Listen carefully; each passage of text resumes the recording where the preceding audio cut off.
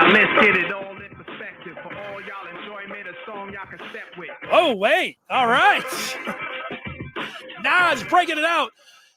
Welcome in. It is the Maize and Blue spring game post game here on the Maize and Blue review.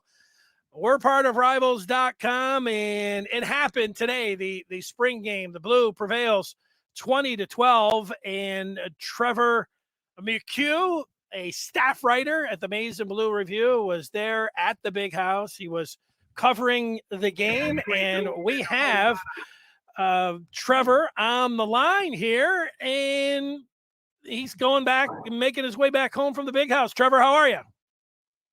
Doing well, Josh. Had a good day. Yourself? Yeah, well, it was a good day. You know, it wasn't as cold. I went into the stadium, got in there at 11:30, and I dressed warm, I bundled up, and I didn't need all of that. I was good to go, but it was entertaining from up there in the press box. Give me it. We could probably sit here for 5 hours talking about it. So we got to jam this into 10 minutes. Give me a takeaway. What's up top for you when somebody says, "Well, what did you think of Michigan?" Yeah, I think we try not to take too much away from a spring game, right? Make any hot takes, but coming into it, I just kind of wanted confirmation on the things we were hearing all through spring practice, and I think we got that in a lot of ways. Something Cade said, and his post-game presser stuck out to me that the team has good energy and competitiveness. That stuck out to me as well. They seem to be taking the game serious. The whole iron sharpens iron. There were a lot of guys out there battling. You can see, how important those battles are every day in practice. The DBs, the wide receivers really getting into, fighting with each other, O-line, D-line, etc. But for me, the young guys that we've been hearing about, that's what really stuck out to me. Derek Moore looking physically ready. Mason Graham. Obviously, I think the star of the day, Darius Clemens, was a big star. Severe Dunlap. Some of these depth guys that we've been hearing about all spring, we got to see today that it's the real deal. So it might not be Michigan's most talented roster at the very top, but this might be Harbaugh's deepest yet. Well, I think that's music to Michigan fans' ears, talking about maybe the most talented. I think you look at the wide receiving core that you talked about there. We know about the guys that are coming back, and I didn't even have Ronnie Bell, although he looked pretty good sprinting down, congratulating Darius Clemens. I guess DC, we know his nickname, congratulating Darius Clemens on that touchdown grab. And that really was the highlight of the day. That was an awesome grab. Yeah, it really was. And, I kept joking with Joseph. I'm not sure how many targets he got, but it felt like 15, and that spoke to me. I think, every quarterback felt comfortable looking his way, and again, in the post presser, Blake Corum had great things to say about Clemens. McIntyre did, and all of them said the same thing, that, when he showed up on campus, he was physically impressive, but he's a guy that's got all the tools, but he's putting in the work, right? He's doing the work in the weight room. He's in the meetings. He's watching film. And Fithian said he's taking coaching really well. He's not acting like a big shot freshman. He knows he's entering a talented, wide receiver room that he's trying to break through. But yeah, he put on some good moves today, fighting the Singer still and a couple other guys, and he was impressive, absolutely. And then, seeing Ronnie Bell run, that was a great sight to see. So hopefully he stays on track with his rehab, and we'll see him in the fall as well. You can't have too many playmakers. That goes without saying. And you start this game out, you see Blake Corum out there. You mentioned Cade McNamara had 4 series, played on both sides there, but you start getting in there and you go back to last year and you remember Donovan Edwards and that great game that they had at Maryland, and where he had the 10 catches for 170 yards. And after the game, Harbaugh was like, he's just scratching the surface. And then he had that big catch as well. I don't know how he fits into the run game, but I know he fits in as a dynamic piece in this offense, just how to get him the ball, whether it's, screens, taking him down the field. You're ready to put him as a, running back / wide receiver. At least I'm ready to do that. Yeah, I'm probably higher on him than almost anybody. I think Donovan Edwards is going to be the best player on this team come the end of the season. I do think you're going to be able to lean on him as a runner. We haven't seen a lot of it yet, but you're talking about a guy that ran for crazy yards in high school, 30 touchdowns, something like that. So he's absolutely going to be a weapon in the pass game because he can break him out.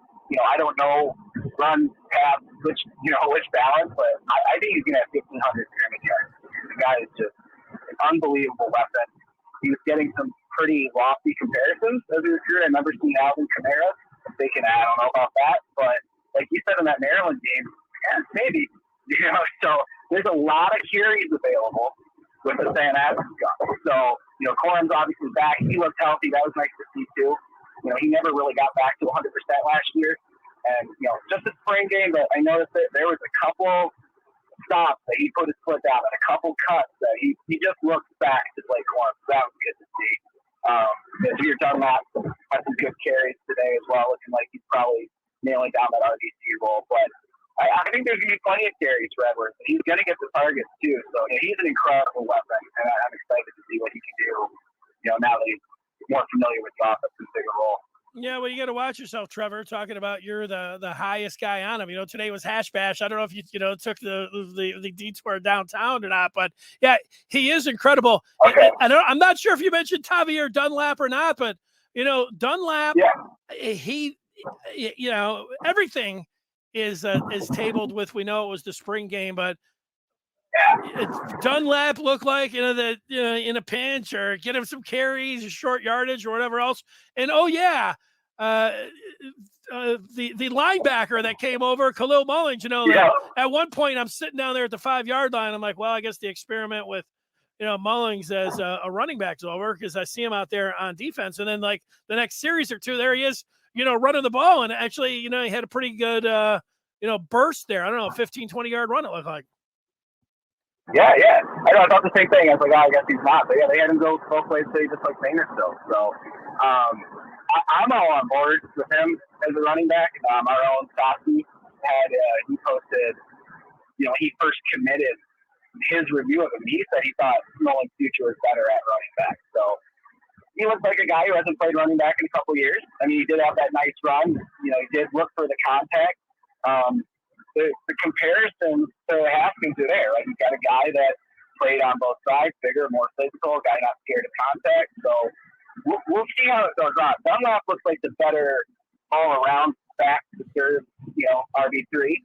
But if they get Mullins comfortable, I could see him doing the short yardage or the goal line kind of stuff. Corum had a big smile on his face today, talking about it. Same with Junior Colson. They just kept calling him an athlete and just a guy that's physical and can do whatever you ask him. So, like you said, it is an experiment. We'll see if it becomes, something more permanent in the fall. But for a guy that hasn't played running back at all, I thought he was pretty good. Again, just a spring game, but better than not. Give me something else. I watched the game. That was there at the stadium. A lot of people, whether listening to it or watching it on TV, you went to those press conferences afterwards. You're referencing some of it. And anything else jump out from anybody that said anything about and anything, surrounding Michigan football afterwards? Give us something there. Yeah, absolutely. I think the biggest thing that stuck out to me during the spring game and after is the defensive line, the defensive front.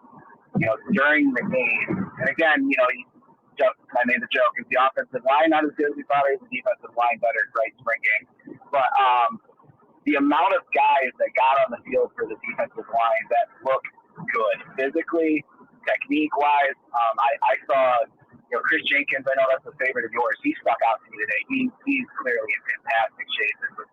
We talked about pressure up the middle. We saw some of that today. And, you start getting into TJ Guy was a guy who made plays. Sean Bennett, Braden McGregor. There's 10 deep there.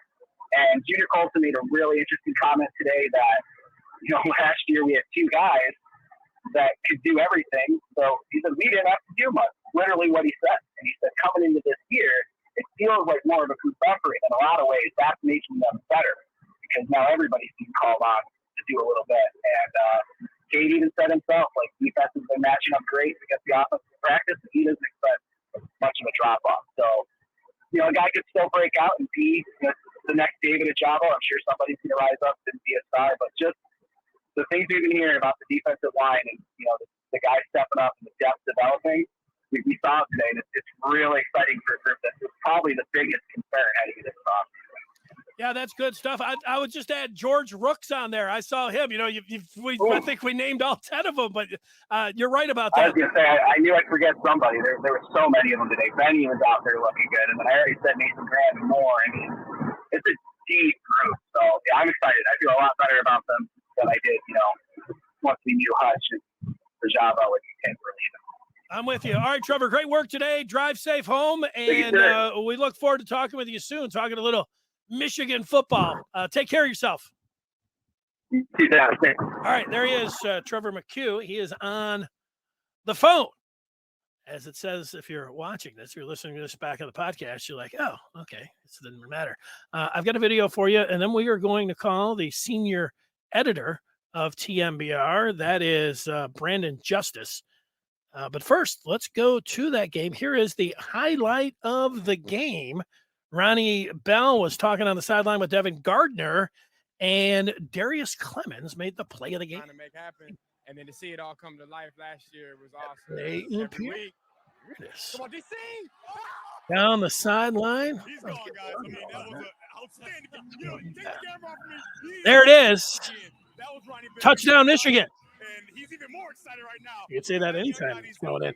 Let's give Brandon Justice a ring and get his impressions of what went on down there. And for that, we'll just dial him up straight away. Here he is, coming your way. As I can just keep playing this on a loop. We'll see if Justice he might be talking on the phone already. Let's give him kind of a back in the day kind of thing. Just give him a call. See what happens. It is ringing. Coming through the phone. Hello. Justice? Yep. You are on the podcast, and it's great to have you on. Kind of live and we're rolling here. I got a picture of you up on the screen here, so we have that, and we have your audio. You sound really good. Where you at?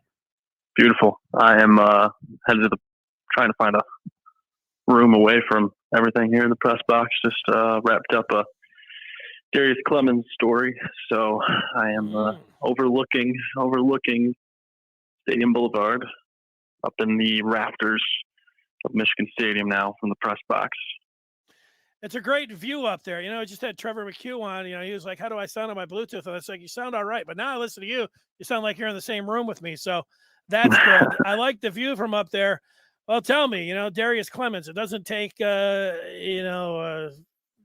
Rockne or Bill Belichick to, figure out, hey, that number 0 out there looked pretty good. Tell me about Darius Clemens and what you thought of the freshman from Oregon. I know that long ago when we talked about him, the first thing that came to your mind was DK Metcalf, and I know that you were probably thinking about that today watching him.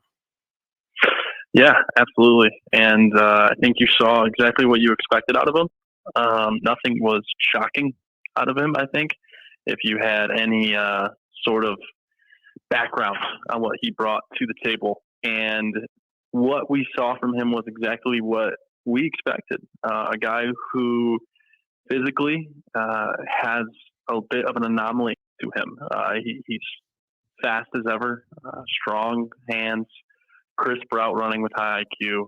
And most of all, he's 6'3", 205 pounds. So you put all that on one sheet and you put all that in one human, and you wonder if it was created in a lab or if it was natural. And you see it on the field and it translates. And I think that's the number one thing you look at with recruiting is how is this going to translate? How many times do we see busts, not just at Michigan, but at programs across the country? Nothing's absolute in recruiting. Nothing's absolute with commitments until they're signed, and nothing's absolute with a guy coming onto campus and he's never guaranteed to translate, right? And so that was really never a question with Clemens, because what doesn't translate? Well, you think about weight room stuff. I mean, Buns right in. We knew it was going to happen. And it was confirmed today when Blake Corum and Cade McNamara both, the first thing he pointed out was his presence in the weight room during winter workouts and the numbers he was putting up there. And then you have to think about the IQ. Well, can this guy come in and understand the route trees? Can he understand the schematics of our offense? It's one of his best traits. I mean, his high education guy who really valued that in the process. And then when it came to his route trees, that was what really impressed the coaching staff during the spring. And then we saw today how often he was getting open. He had 10 targets. The second most from any receiver for Michigan was 4. Granted, this is an all, a glorified scrimmage. And you didn't see much of Andre Anthony. You didn't see much. Obviously, Ronnie Bell is still out. You didn't see much of Cornelius Johnson. All those things are true. But to get 10 targets in any setting it's otherworldly. So what we saw from Darius Clemens today, I mean, it's shocking to some, but to me and to you, I hope as well, based on our conversations about him, this is what we expected. I think he could be Michigan's next superstar. Well, I wasn't expecting the guy to hit the ground running, being a target monster. Running some razzle dazzle, throwing the ball. I mean, the guy looked like a superstar. Last year I liked Andrell Anthony, and it took him to the Michigan State game. I know he got in, for here or there, and they talked about him. Well, he shows up at 3:00 in the morning, but it really took the Michigan State game until he, had his coming out party. Like to have a coming out party at the spring game as a true freshman is really awesome. If you take Clemens just out of the picture, you mentioned Bell coming back, Sandra still going both ways. Now we don't know if he's going to be maybe he'll play both.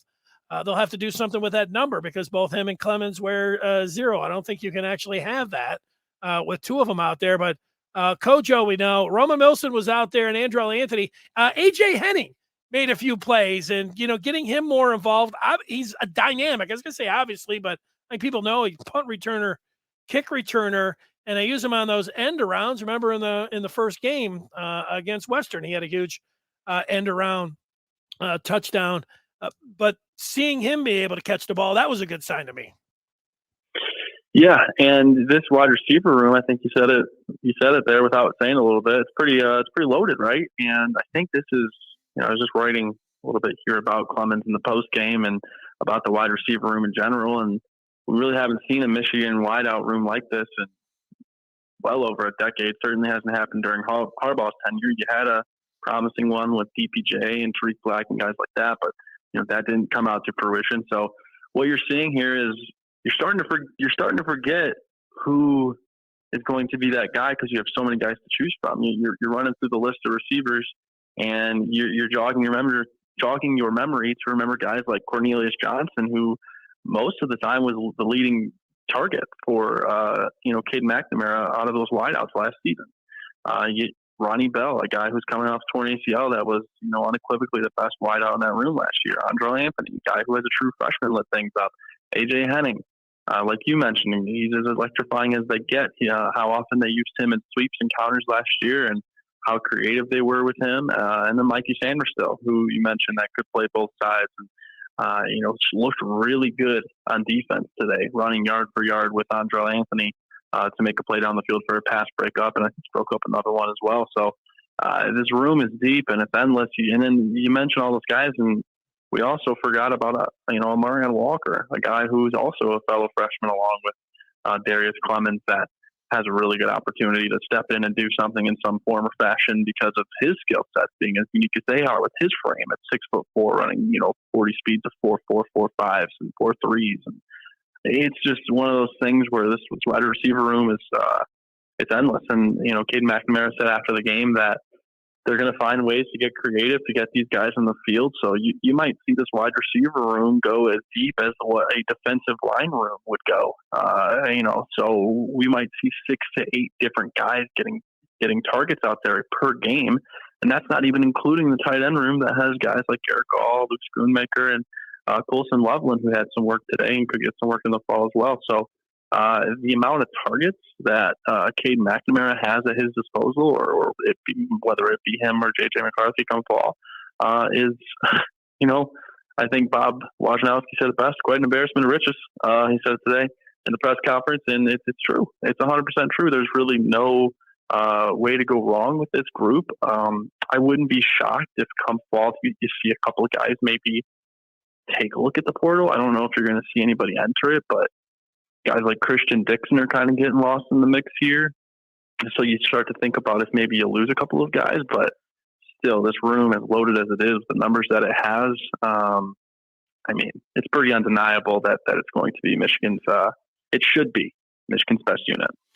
After Clemens and the wide receiver room, I asked Trevor McCue what his biggest takeaway after the wide receivers and Clemens wasn't, and he pointed just to how many guys on the defensive line stepped up.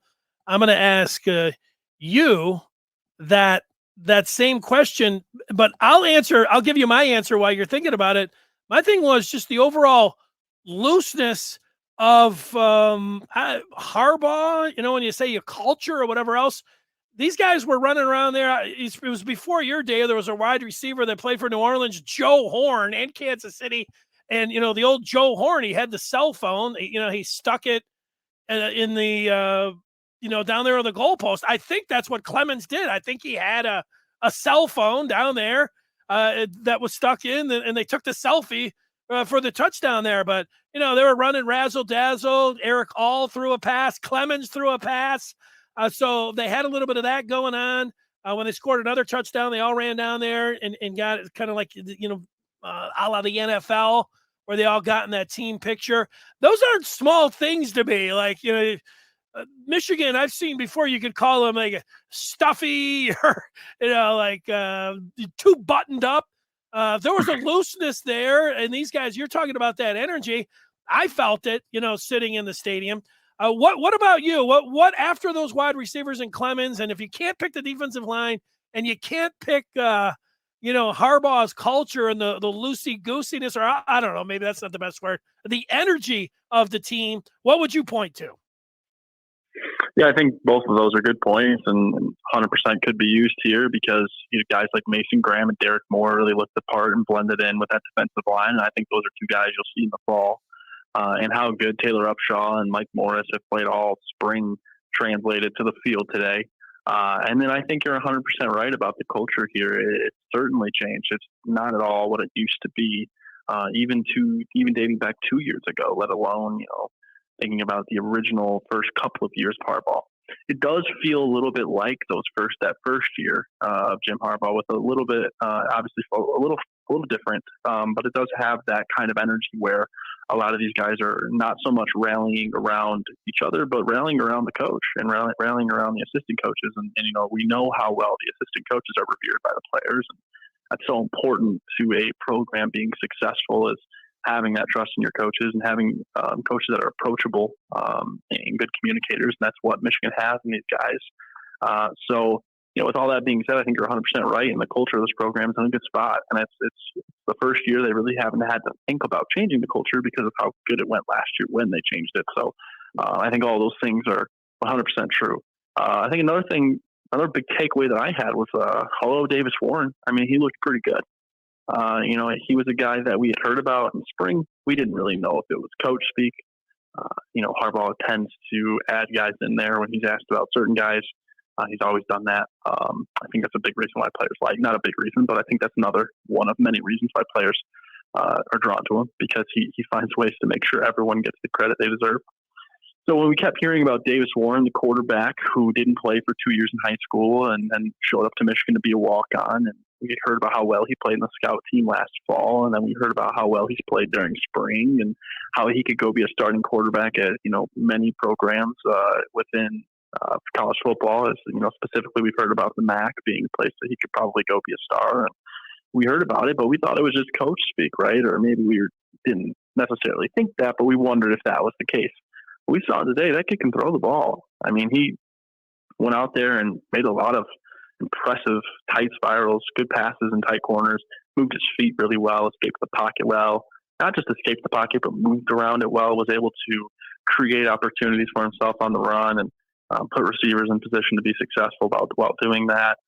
Seemed to command the offense well. He just was poised. He really didn't look like he was a kid who hadn't played in a couple of years and was a scout team quarterback. He looked like he was trying to compete for a job. So, yeah, J.J. McCarthy is hurt, and So by the time fall comes, they're fully expecting him to be healthy. But I think Davis Warren solidified himself as that third guy this year. And to some people that might not matter, but that holds weight because things happen. You think about 2017 when Michigan lost Spate and then had to go to O'Korn, and then they kind of went down the tree. And then you think about when Denard went down, forever and a day ago, and they had to go to Bellamy against Nebraska. So you look back at that and you're like, okay, you watch what Davis Warren did. That's your third guy. That's pretty solid. It's a pretty good guy to have in your three hole in the quarterback room. And Alex Orji moved well on his feet and was impressive. Jaden Denegal had a couple of nice passes, but obviously, both those guys as passers still have a lot of room to grow. But if I had to take anything else away from the game, it would definitely be that Davis Warren lived up to what the coaches were saying, which adds on to what you were talking about with culture. We really don't hear coach speak from these coaches and these media availabilities. They're transparent, honest, open. And that's something that in the past with this program, I don't think anybody was ever dishonest, but there was a lot of things covered and, a lot of curtains that we couldn't see behind. And they seem far more open and transparent now. And I think everything we heard, all the dialogue we heard about different players and positional units and et cetera, all translated today, from the wide receiver room and from the freak show, quote unquote, that we heard about for freshman receivers to Mason Graham and Derek Moore blending in with the two deep, just like they did today. And all the way down to Davis Warren being a guy to look out for. And he did that as well. So, it was definitely a slow burning day, like all spring games, but there were certainly things to, glean and take away. No doubt. Well, you did a great job down there. It's still at the big house. We appreciate your time. We'll have to catch up again real soon. And I think we just scratched the surface here. So great job. Get home. Enjoy the weekend. And we'll talk with you again soon. Absolutely. Sounds good, Dennis. Appreciate it. All right. See you, Brandon. Yeah. There he is. Brandon Justice down there doing a heck of a job. Same thing with McCue down there at the game. I was sitting out in the stands. I've got a chance for some feedback if you want to fire it up. I see that Antoine, I've been putting some of Antoine's up here, some of the feedback. Let's read some of it. It's like going to an all-you-can-eat buffet. Everything at the buffet is your favorite. It's all about what you're going to eat first. The excitement, this is a little bit to Justice's point. In the past, the off seasons have been difficult for Michigan fans and for the Michigan coaches and the Michigan players. Like back in the day when I was working in Ann Arbor and I would talk to players, they talked about winning the Big Ten. They talked about championships. They talked about rings, Big Ten championships, and beating Ohio State and that was all what it was all about. And over the years, decades, that was taken away. And, previous to this year, the off season, everything had a little bit of hollowness to it when you heard it. And you guys talking about, we're going to really have you guys really thinking about winning the Big Ten? You're really thinking, Ohio State? I mean, it was really hard. It's hard for everybody, but now that they've broken through, and it is hard to win the Big Ten East, it's more difficult to repeat in the Big Ten East. It's harder to stay there. All those things are true, and yet in this off season, taking a look at it, you see the talent out there. You start with the quarterback position. We've gone through that. We haven't talked about J.J. McCarthy, who was out there for a hold and everything else. But, where do you go? Well, you go to playmakers or you go to the line play. I like that offensive line. I know the defensive line that we were talking about with McCue, the different guys that they have there. Playmakers that they're going to have a chance to emerge with a very manageable schedule to start next season out. This offseason, people should be fired up and excited about the prospects of Michigan football. And it's a different territory that we have. I'm just talking about anybody that's watched Michigan over the years. And this time around, you're coming from a point of, being on top. And that's a big deal. It is. Let's see, Antoine. He's talking about. Let's talk some football. He's excited. it was a boring game, but he sees the talent. Yeah, I don't know, but like to me, you're talking about a buffet, Antoine. If you're starving, that you're rolling to that buffet, it could be a very cheap buffet, and yet you're still up there hopping your, loading your plate on. And, to me, getting out there, and it was, I'll make it sound that big of a deal. It had been over 2 years since I have been to a game for somebody for the last 25 years previous. I would say that I averaged going to Michigan football, basketball, Red Wing games, Tiger games, Lions game, and Pistons games. I probably easily went over 50 games a year for over 25 years or 25 years. That's a hell of a lot of games. And then so for 2 years, and I go to any games, walking back into the stadium and just sitting down there, I was just happy to be there, sitting in the stadium and, hearing good afternoon. It was a great day. I'm still, no, I didn't go to Hash Bash, but I was going to say, I'm still on cloud nine. I'm still high. I'm running, I'm a little fired up. I'm ready to play. I'm ready to go. And it's good because I'm going to need this enthusiasm over the next 6 months, because now I'm going to be talking about this spring game for the next 5 months, certainly for the next 5 days. Yeah, Antoine, let's do it, man. Oh, he didn't catch the broadcast from the start. Well, we're on YouTube. You should. It's going to be available on podcast here almost immediately. Wolverine Den, I'll be posting it there, part of the Maize and Blue review, and I will be back Monday. I'll watch the television copy, and then we'll hit the ground running coming up at 1 o'clock on Afternoon Live on Monday. That's what we do. So everybody, hope you enjoyed the day. Spring game 2022. It's in the books. Oh yeah, I did. I was able to listen to the new radio team with Karsh and Jansen, and I'm friends with those guys, so sometimes it comes off like, what are you gonna say? I'd give those guys an A, and I'd give them an A+. They even listening, as a broadcaster, any of it. If I was going to critique them, I didn't have, Jansen and Karsh, they weren't on the same page of how to say Aluskan Oluwatimi. That's it. Other than that, I thought the guys had an A+. And hey, we get 20 guys that ask them to say, hey, how do you say 55's name? The transfer from Virginia might have 20 different pronunciations, but those guys are pros. They did a great job. And I expect the same come September the 3rd when Michigan takes on Colorado State. All right. Again, talk to you Monday. I'm going to watch 5 hours of basketball, and that's that. Talk to you Monday. Everybody have a great rest of their Saturday.